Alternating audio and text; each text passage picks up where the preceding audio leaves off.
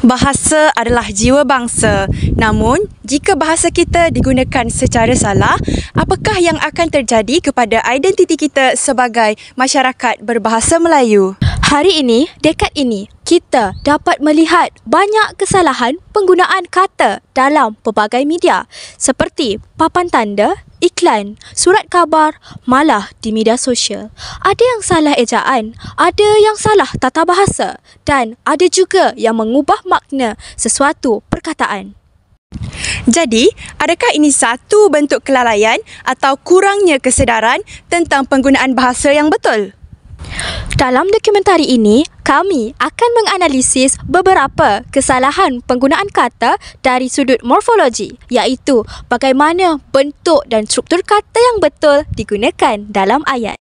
Mari kita selami isu ini bersama-sama dalam dokumentari khas Kesalahan Kata di Mana Silapnya.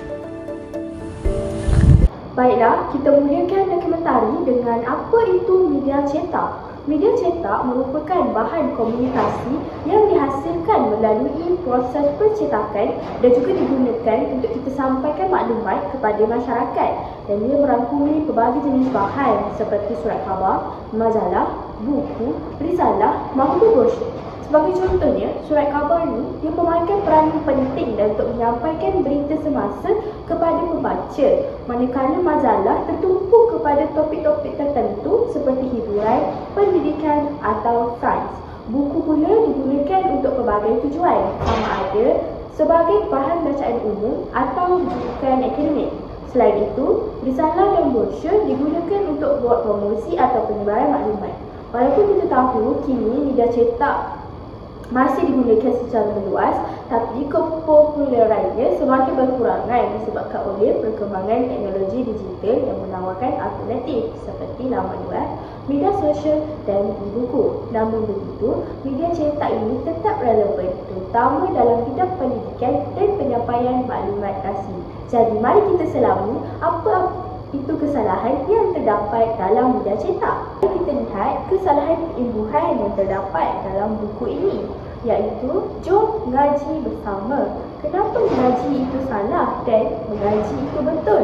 Ini kerana ngaji merupakan bentuk yang selalu kita gunakan dalam perkataan informal, terutamanya dalam dialek Melayu seperti dialek Jawa dan dialek Melayu tempatan.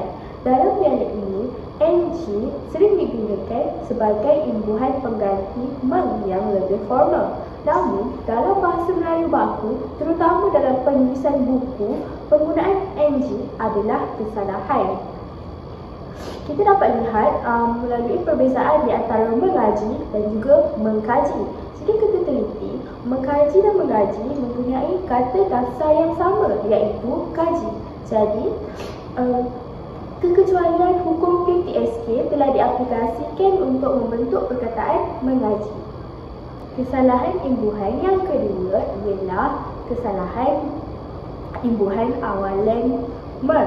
Ini kerana dalam perkataan tersebut, selekoh berbahaya di hadapan adalah salah dan imbuhan perkataan berbahaya ialah betul. Ini kerana tidak ada imbuhan mer dalam bahasa Melayu. Walaupun kerap kali kita lihat penggunaan imbuhan mer ni sudah menjadi suatu kelaziman dalam kalangan masyarakat kita. Namun tidak boleh dilupakan bahawa kita kena biasakan yang betul dan betulkan yang salah. Berbahaya ini membawa maksud sesuatu yang boleh mendatangkan bahaya, ancaman atau risiko kepada seseorang atau sesuatu. Baiklah, jika kita teliti lagi jika kita hendak menggunakan penggunaan imbuhan mer ni, berbahaya ini, perkataan ini, kita perlu menggantikannya dengan perkataan marah bahaya dan berbanding dengan perkataan berbahaya kerana marah bahaya ini membawa maksud yang lebih tepat dari sudut tata bahasa ini. Baiklah, seterusnya mari kita lihat kesalahan kata majmuk yang terdapat dalam banting tersebut. Kesalahan kata majmuk yang terdapat dalam banting tersebut ialah hak milik dieja rapat. Ini kerana hak milik merupakan kata majmuk. Hak milik dan hak hak dan milik adalah dua kata yang berfungsi secara terpisah dan tidak membentuk suatu konsep yang mantap apabila digabungkan tanpa ruang. Ini kerana hak milik merujuk kepada konsep pemilikan atau kepemilikan yang sah, dan dalam hal ini kedua-dua kata hak dan milik perlu ditulis secara berasingan untuk mengekalkan maknanya yang tepat mengikut peraturan tata bahasa yang betul. Di sisi lain, hak milik juga merupakan kesalahan kerana ia menyatukan dua kata yang sepatutnya dipisahkan. Hak milik bukanlah kata majmuk mantap yang telah diterima dalam penggunaan bahasa Melayu standard. Mengetahui bahawa terdapat 15 kata majmuk mantap yang dieja secara rapat. Penulisan hak milik ini kelihatan seolah-olah kata tersebut adalah satu entiti tunggal. Tetapi hakikatnya ianya merupakan gabungan dua kata yang sepatutnya ditulis secara terpisah untuk mengekalkan kefahaman yang tepat. Oleh itu, hak milik adalah bentuk yang betul di mana kedua-dua perkataan ini ditulis berasingan dengan hak merujuk kepada hak atau kuasa dan milik merujuk kepada kepemilikan. Seterusnya, kita lihat pula kesalahan imbuhan dalam papan tanda di atas disebutkan, iaitu papan tanda awas bomba di hadapan.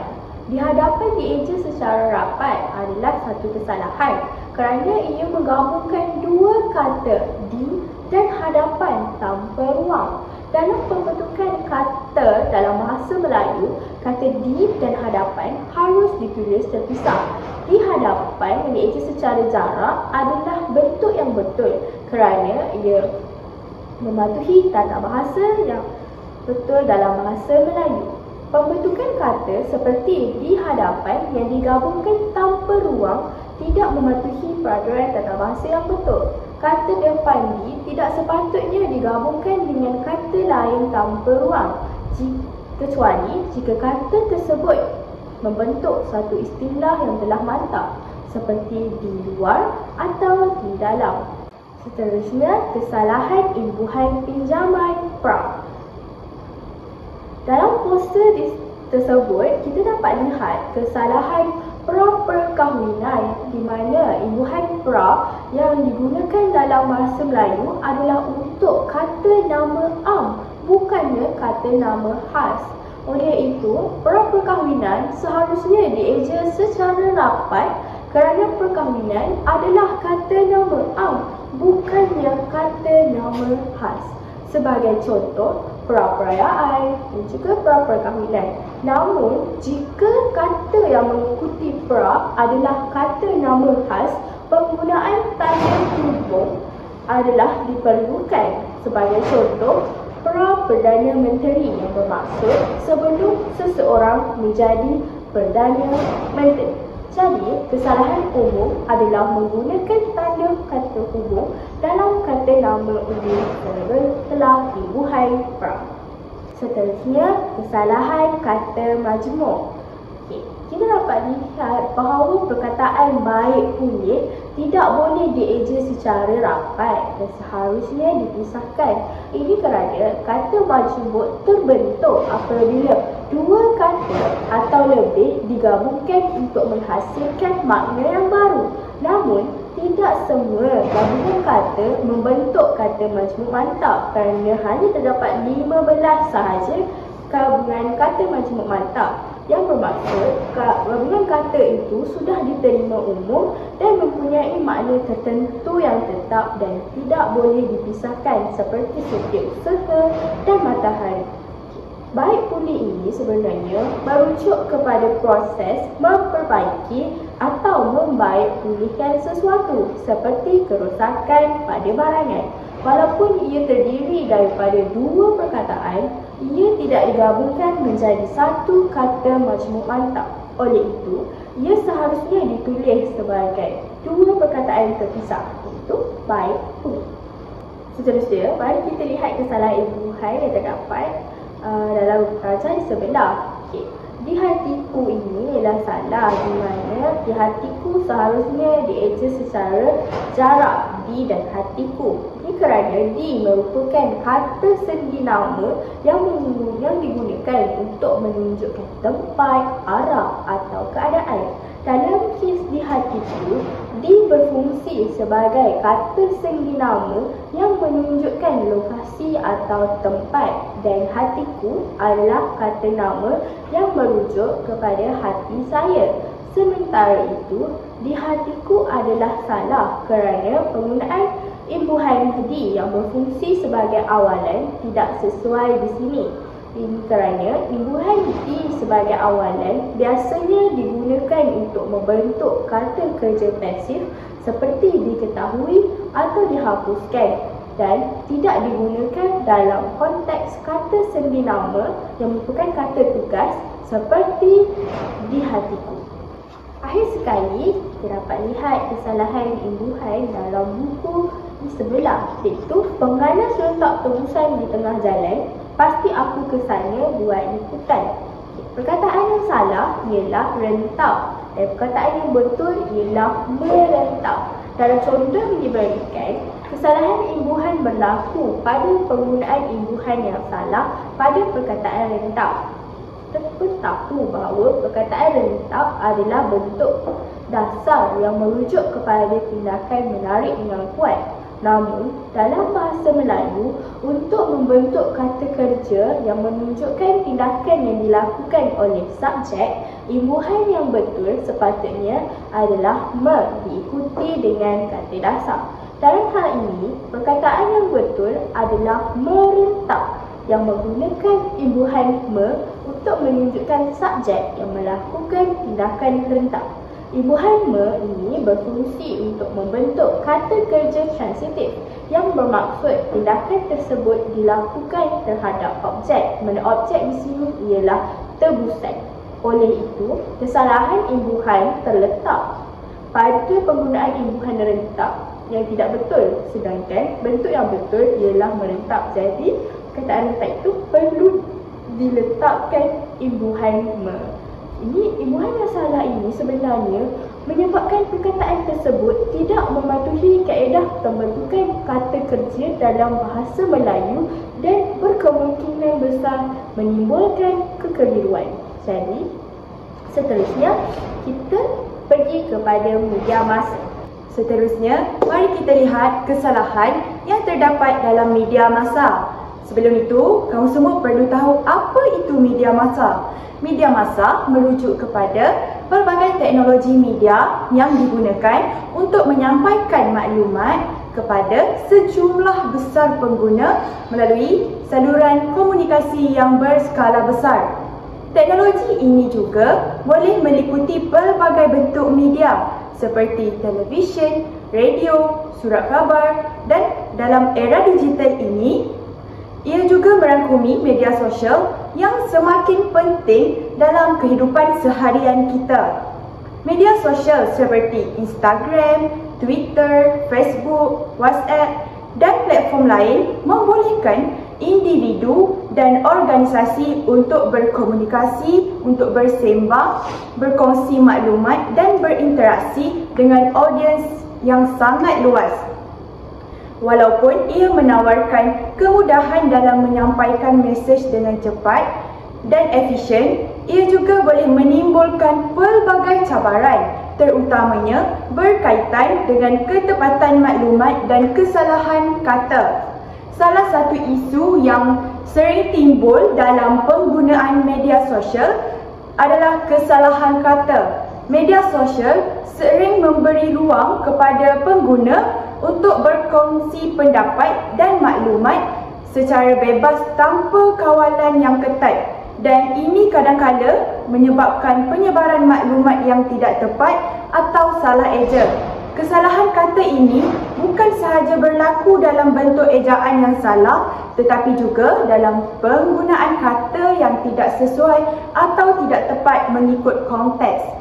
Sebagai contoh, penggunaan perkataan yang bertentangan dengan makna asal atau kesalahan gramatikal yang tidak disedari oleh pengguna dapat mengelirukan pembaca dan boleh memberi kesan kepada kredibiliti penyampai mesej.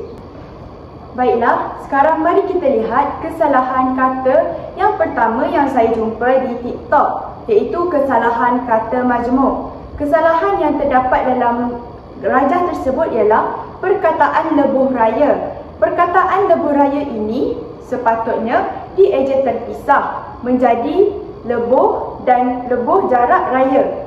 Hal ini disebabkan oleh perkataan lebuh raya bukanlah kata majmuk mantap yang perlu dieja secara rapat. Namun begitu, jika nama khas atau nama yang digazetkan, walaupun ejaannya tidak mengikut sistem ejaan Rumi, hendaklah ditulis mengikut ejaannya yang telah digazetkan.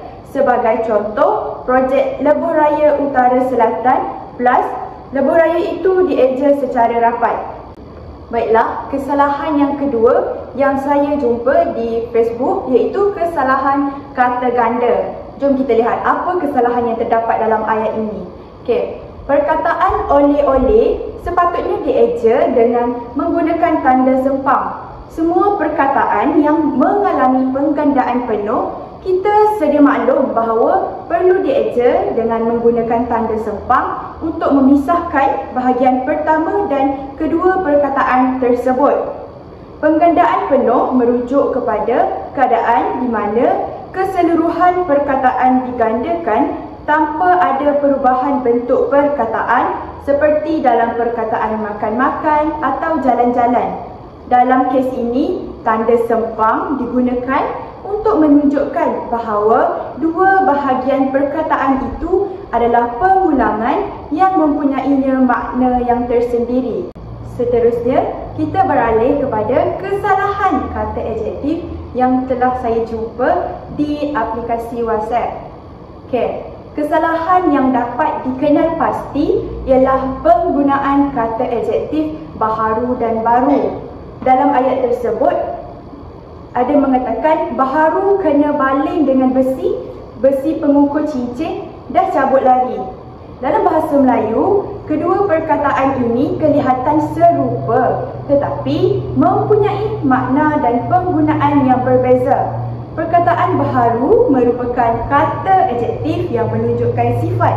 Contohnya, ayah membeli kereta baharu. Manakala perkataan baru merupakan kata bantu untuk bahasa. Dalam akhbar ini, baharu yang digunakan tidak menunjukkan sifat, bahkan menunjukkan masa. Oleh itu, penggunaan yang tepat ialah kata bantu baru. Seterusnya, kita beralih kepada kesalahan kata bilangan. Kata bilangan ialah sejumlah perkataan yang menjadi jumlah pada frasa nama dan hadir sebelum frasa nama. Berdasarkan hantaran di X ini, kesalahan adalah pada kata bilangan iaitu para hadirin. Penggunaan hadirin sudah menunjukkan bilangan yang ramai, manakala para juga merujuk kepada jumlah bilangan ramai. Penggunaan para hadirin dianggap lewah di sini kerana ia membazirkan kata-kata dan menjadikan bunyi yang berlebihan. Ini tidak hanya melibatkan aspek tata bahasa tetapi juga menjejaskan kefahaman pembaca atau pendengar kerana mereka dapat memahami maksud yang sama tanpa perlu mendengar frasa yang berulang. Kesalahan yang dikenal pasti dalam rajah tersebut ialah kesalahan kata imbuhan. Kesalahan yang dapat dikenal pasti dalam ruang sembang tersebut ialah kesalahan kata imbuhan pertunjukan. Kata pertunjukan sepatutnya dieja dengan satu kes sahaja iaitu pertunjukan. Hal ini kerana tiada imbuhan apitan kata nama per dengan kan. Imbuhan yang ada hanyalah per dengan an. Macam mana pula kalau dengan kesalahan kata sendi? Kesalahan yang saya jumpa dalam penggunaan kata sendi nama adalah berkaitan dengan penggunaan kata dari dan daripada. Kata sendi nama dari digunakan untuk merujuk kepada arah, tempat dan masa. Manakala daripada pula digunakan untuk merujuk kepada orang, perbandingan atau asal kejadian. Dalam konteks ini, penulis ingin membuat perbandingan antara dua perkara. Oleh itu, penggunaan daripada adalah lebih tepat berbanding dari. Penggunaan kata sendi nama yang betul ini penting untuk kita pastikan maksud yang disampaikan jelas dan tepat. Mari kita lihat kesalahan kata sendi yang berikut. Kesalahan yang dapat saya teliti dalam ayat tersebut ialah penggunaan kata sendi nama di mana diusahakan dieja jarak, dan ini salah, manakala diusahakan perlu dieja secara rapat baru betul. Bagaimanakah dan bilakah kita boleh menulis frasa kata dengan menggunakan di yang didekatkan dan di yang dijarakkan? Mudah sahaja. Di dekat ditulis ketika disambung dengan kata kerja, perbuatan. Dalam ayat ini, usahakan merupakan kata kerja, jadi perlu dieja rapat. Dan seterusnya, untuk di yang dijarakkan ialah kata yang selain daripada kata kerja, seperti kata arah dan kata sendi. Contohnya, di sana, di dalam dan sebagainya. Perkataan ini perlu dieja secara terpisah. Okey, baiklah. Jadi seterusnya kita pergi kepada media elektronik. Jadi apakah itu media elektronik? Baiklah, media elektronik merujuk kepada segala bentuk media yang menggunakan elektronik atau teknologi digital untuk menyampaikan informasi. Media elektronik memungkinkan informasi disampaikan dengan cepat dan luas kepada banyak orang. Okey, jadi ini adalah contoh media elektronik, iaitu yang pertama adalah televisyen, radio, internet, e-book, podcast dan email. Okey, baiklah. Ini adalah analisis untuk kesalahan penggunaan kata dalam sudut morfologi, iaitu kita ambil daripada sumber filem, drama pendek dan juga drama pendek. Okey, kita ada Memori Seorang Guru, drama pendek Raya dan drama pendek filem, daripada filem. Okey, kita pergi yang pertama, iaitu daripada kisah Memori Seorang Guru, iaitu dialog antara Halim dan Cikgu Sunan. Okey, baiklah. Dialognya adalah, Halim, saya tidak tahu apa itu maksud dia, Cikgu. Cikgu Sunan berkata, Halim, ayat yang betul ialah saya tak tahu apa maksudnya. Jangan gunakan ganti nama yang berlebihan. Okey, analisis kesalahannya adalah kesalahan dalam struktur, frasa dan penggunaan kata ganti nama, iaitu apa maksud dia. Apa itu maksud dia? Maafkan saya, sepatutnya apa maksudnya. Okey, jadi tiada penambahan itu dan dia, tetapi dia menukarkan kepada apa maksudnya. Jadi bila didengar lebih jelas. Okey, kata itu tidak diperlukan kerana ayat sudah jelas tanpa kehadirannya. Okey. Yang kedua adalah kata dia juga harus digantikan dengan nya untuk memastikan ayat itu lebih gramatis. Okey, ini adalah analisis kesalahan penggunaan kata dari sudut morfologi. Okey, kita pergi yang kedua, iaitu dialog antara Alias dan Kamaria. Okey, Alias berkata, tadi aku tengok budak tu jatuh dekat depan kelas. Kamaria berkata, ya ke? Mesti sakit dia jatuh kuat macam tu. Okey, analisis kesalahan dia adalah kesalahan kepada penggunaan kata sendi. Okey, iaitu sebagai contoh, dekat depan kelas. Sepatutnya di depan kelas. Kata dekat hanya digunakan dalam menunjukkan kedudukan relatif, bukan lokasi tetap. Okey, seterusnya, kesalahan dalam struktur ayat, mesti sakit dia jatuh kuat macam tu. Lebih gramatis jika ditulis sebagai mesti dia sakit sebab jatuh kuat begitu. Okey, ayat yang bila didengar, jika ditukarkannya adalah lebih selesa didengar. Baiklah, seterusnya, kita pergi pada dialog kisah raya, iaitu Perik. Okey, dialog ini diambil pada cerita pendek, iaitu di dalam filem Perik. Okey, jadi kita tengok, takkan kau nak biar anak kau tu besar tak ada ayah. Okey, jadi kita dapat mengesan kesalahan kata itu. Okey, kita tengok kesalahan dia apa. Okey, ini ialah dialog tadi, takkan kau nak biarkan anak kau tu besar tak ada ayah. Jadi kalau kita lihat perkataan kau dan tak ada adalah perkataan bahasa pasar. Okey, jadi kalau kita lihat Kesalahan dan pembetulan dia adalah kau tu sepatutnya tukar kepada kau, iaitu kati ganti nama yang baku. Okey. Dan nak biar ataupun nak biar sepatutnya menukarkan kepada mahu membiarkan, iaitu kata kerja yang lebih tepat. Dan tak ada adalah tanpa atau tiada. Okey, kita tukarkan kepada tanpa atau tiada, iaitu kata bentuk negatif baku. Okey, jadi ayat yang betul dia adalah yang ini. Takkan kau mahu membiarkan anak kau membesar tanpa ayah. Okey, ayat ini lebih baku dan lebih tepatlah daripada sudut morfologi. Okey, yang kedua, kita ambil dialog anak bulan kelihatan secara tiba-tiba. Okey, jadi kita boleh kesan tak kesalahan dia? Mari kita tengok. Okey, anak bulan telah kelihatan secara tiba-tiba adalah salah. Okey. Jadi yang betulnya adalah secara tiba-tiba kurang sesuai kerana anak bulan muncul secara berperingkat. Okey, gunakan tiba-tiba sahaja atau frasa lebih tepat seperti secara tidak sengaja. Okey, ayat baku yang betulnya adalah anak bulan telah kelihatan tiba-tiba, ataupun yang kedua ada anak bulan telah kelihatan secara tidak disangka. Okey, kalau kita boleh tengok, inilah contohnya. Anak bulan telah kelihatan tiba-tiba atau anak bulan telah kelihatan secara tidak disangka.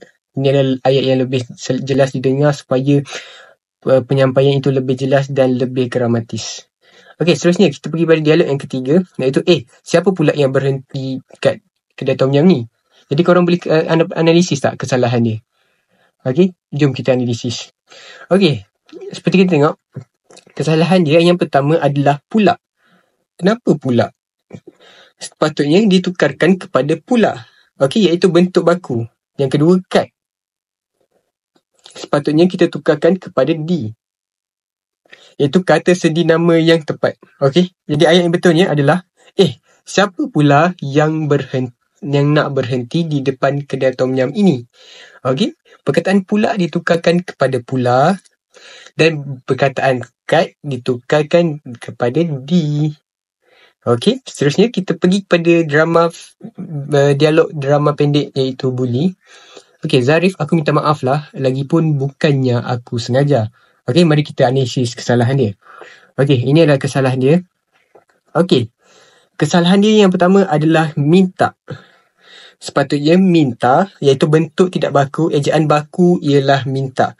Yang kedua ialah lah, iaitu lah tidak salah tetapi bersifat tidak formal. Okey. Yang ketiga adalah lagipun. Sepatutnya lagipun itu dieja secara rapat. Okey. Kalau kita tengok dekat sini, dekat dialog ni, yang ini dengan yang ini dia dieja tidak rapat. Jadi kita kena eja dengan rapat. Okey, perkataan ini sepatutnya dieja secara bercantum. Okey, dan yang seterusnya adalah bukannya boleh digantikan dengan bukan untuk ayat yang lebih ringkas. Jadi inilah pembetulannya setelah kita membuat pembetulan. Zarif, aku minta maaf, lagipun bukan aku sengaja. Okey, ayatnya lebih sedap didengar dan lebih gramatis. Okey, seterusnya kita pergi pada drama pendek iaitu bertajuk Bully. Okey, setiap kali diorang nampak aku je. Okey, jom kita analisis. Okey, analisis kesalahan dia adalah perkataan dorang. Sepatutnya mereka, ditukarkan dorang kepada mereka. Okey, iaitu kata ganti nama tidak baku. Yang kedua adalah je. Sepatutnya tukar kepada sahaja. Okey, iaitu dalam bentuk tidak formal. Perkataan je adalah bentuk tidak formal. Jadi yang betulnya adalah setiap kali mereka nampak aku sahaja. Alright. Okey, seterusnya. Yang terakhir, mungkin ini yang terakhir, iaitu kenapa hari tu kau biarkan dorang pukul kau? Mari kita analisis kesalahan dia. Okey, kesalahan dia adalah boleh dihapuskan kerana tidak diperlukan dalam ayat formal. Okey. Okey, kesalahan dia adalah boleh dihapuskan kerana ia tidak diperlukan dalam perkataan formal. Dan yang kedua adalah hari itu, sepatutnya hari itu. Dia dipecahkan. Okey, sepatutnya ejaannya dipisahkan. Dan yang ketiga, dorang. Sepatutnya juga kan seperti dialog tadi, iaitu mereka. Okey, jadi ayat yang betulnya adalah kenapa hari itu kau biarkan mereka pukul kau. Okey, jadi inilah ayat yang sebenarnya. Okey, jadi kesimpulannya yang boleh saya rumuskan ni adalah kesalahan-kesalahan ini berlaku dalam pertuturan harian, tetapi komunikasi diperbaiki dalam penulisan dan komunikasi rasmi untuk memastikan penggunaan bahasa Melayu yang lebih tepat dan gramatis. Jadi kita sebagai guru ni perlu mengajarkan anak-anak murid kita untuk sentiasa menggunakan penggunaan bahasa baku yang betul supaya mereka dapat menerangkan ataupun mengucapkan perkataan-perkataan yang lebih jelas dan gramatis. Jadi itu sahaja daripada kumpulan kami. Jadi Assalamualaikum warahmatullahi wabarakatuh. Sekian, terima kasih. Assalamualaikum.